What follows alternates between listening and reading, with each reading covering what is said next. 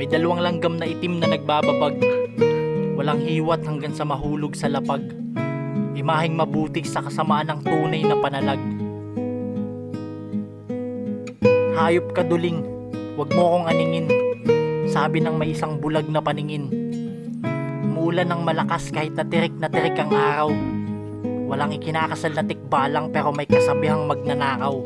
Umalis ka agad ng pahong-pahong, ngayon lang napadalaw. Basta nauna sa bago, ayaw niyan magpasapaw.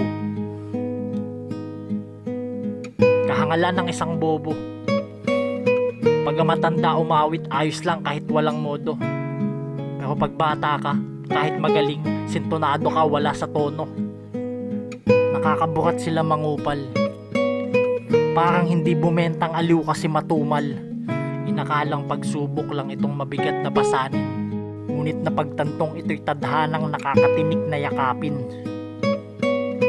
Tinangay na lang ng hangin ang paningin na nakatitig lang sa sumasayaw na bulating bulok na prutas lang ang gustong kausapin.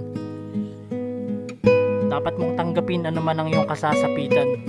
Dahil dito, minsan kailangan mo munang mag-agaw buhay para makalaya sa bangungot mong napapanaginipan. Lahat ay malambot at bagya, kahit anong pilit mong diin. Tama kasi kaya todo mga tuwiran kahit piliting maliin. Napakasagrado ng pag-idlip, hindi ako makapaniwala. Ito'y magdudulot ng galit pag may tulog kang ginambala, pagkat di sila sabik sa pagpikit na mahaba. Ewan kung hindi sila dun magsawa. Sana maaaring matulog ng dilat. Mawalan ka man ng malay, di ka mawawala sa ulirat. Araw-araw may pagbabago, pero parang walang nagbabago. Wala ring bago sa mga bagong panggagago, kasi walang ibang naghahanap, wala ring ibang nagaganap. Maliban sa refleksyon ng tubig na sa kisame pumapatak, di na matapos-tapos itong walang direksyon na usapan. Walang kabuluhan, wala ring katutuhan, kasi puro yabangan.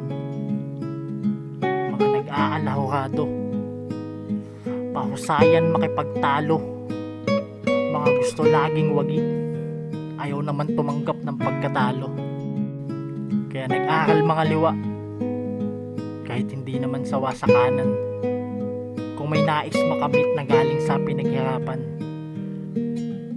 basta sinulat ko na lang bago pa mahampok, bago ko papasukin itong dumadalaw na antok.